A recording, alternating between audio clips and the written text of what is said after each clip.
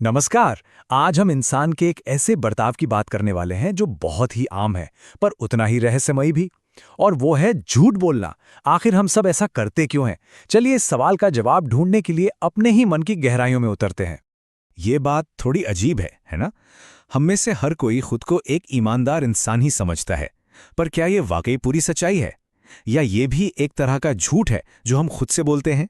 ये देखिए, एक छोटा सा बिल्कुल हार्मलेस सा लगने वाला झूठ, पर असल में ये एक बहुत आम उदाहरण है जिससे हम सभी जुड़ा हुआ महसूस कर सकते हैं। और ये दिखाता है कि झूठ कितनी आसानी से हमारी रोज की जिंदगी का हिस्सा बन जाता है। तो बस यहीं से हमारी पड़ताल शुरू होती है। चलिए अब इस बर्ताव की जड़ तक पहुंचते हैं।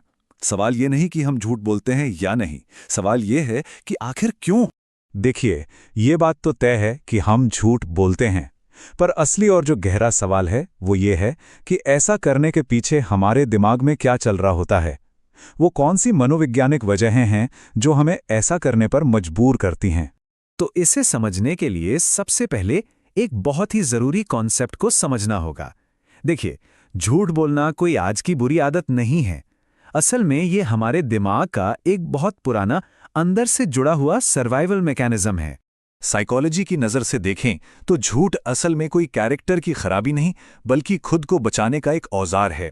जैसे ही हमारे दिमाग को किसी खतरे का एहसास होता है, चाहे वो खतरा असली हो या बस मन का वहम, तो वो खुद को बचाने के लिए फौरन झूठ का इस्तेमाल करता है। ये उदाहरण देखिए, इससे बात एकदम साफ हो जाएगी। मान लीजिए कोई ऑफिस लेट पहुंचा, दिमाग ने फौरन खतरे को भांप लिया, बॉस डांटेंगे। बस दिमाग का सेल्फ प्रिजर्वेशन मोड ऑन हुआ और झट से एक आसान सा झूठ तैयार, सॉरी सर, अलार्म ही नहीं बजा।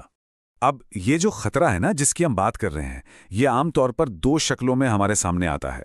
यही वो दो बड़ी इमोशनल वजहें हैं जिनके चलते हम सबसे ज्यादा झूठ बोलते हैं। एक तो किसी बुरे अंजाम का डर, और दूसरा लोगों के सामने एक खास इमेज बनाए रखने की जरूरत। डर झूठ का शायद सबसे बड़ा कारण है, और इसकी जड़ें अक्सर हमारे बचपन में होती हैं। सोचिए, जब एक बच्चे को गलती करने पर सजा मिलती है तो उसका दिमाग क्या सीखता है? यही कि सच बोलना खतरनाक हो सकता है, और यही डर बड़े होने पर भी साथ रहता है। और फिर आता है दूसरा बड़ा खिलाड़ी, हमारी इमेज। हम सब चाहते हैं कि दुनिया हमें एक खास तरह से देखे, कामयाब, खुश, एकदम मजबूत। और इसी कोशिश में हमारी अंदर की सच्चाई और बाहर की दुनिया को दिखाई जाने वाली तस्वीर में एक बहुत बड़ा फासला आ जाता है। अब तक तो हम दूसरों से बोले गए झूठ की बात कर रहे थे, पर अब हम इस कहानी के सबसे, कह सकते हैं, सबसे पेचीदा और दिलचस्प हिस्से में आ रहे हैं। उस झूठ की बात करेंगे जिसका निशाना कोई और नहीं बल्कि हम खुद होते हैं। ये एक बहुत बहुत अहम सवाल है। दूसरों से बोला गया झूठ तो फिर भी पकड़ा जा सकता है, ठीक किया जा सकता है, पर एक झूठ ऐसा भी है जो सबसे ज्यादा नुकसान पहुंचाता है। जी हां, सबसे खतरनाक झूठ वही है जो हम खुद से बोलते हैं। क्यों? क्योंकि ये सिर्फ हमें धोखा नहीं देता, ये धीरे धीरे हमारी सच्चाई को ही बदल कर रख देता है। इसी को साइकोलॉजी में सेल्फ डिसेप्शन यानी आत्म धोखा कहते हैं। सोचिए, जब कोई इंसान खुद से बार बार कहता है मुझे कोई फर्क नहीं पड़ता, जबकि अंदर से उसे बहुत फर्क पड़ रहा होता है, तो एक वक्त आता है जब उसका दिमाग उस झूठ को ही सच मानने लगता है, और वो इंसान अपनी ही बनाई हुई झूठी दुनिया में कैद हो जाता है। अच्छा, अब तक की हमारी बातचीत से ऐसा लग सकता है कि हर झूठ बस एक डिफेंस मैकेनिज्म है और हर झूठ बुरा ही होता है। पर क्या ये मामला इतना सीधा और सिंपल है? चलिए इसकी गहराई को भी समझते हैं। देखिए, सारा खेल नियत का है, इरादे का है।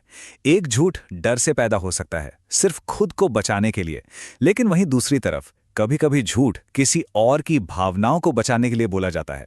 जैसे किसी दोस्त के बनाए बेस्वाद खाने की तारीफ करना। इसे झूठ से ज्यादा इमोशनल इंटेलिजेंस कहा जा सकता है। तो अब हम इस पूरी बातचीत के, कह सकते हैं, सार पर आ गए हैं।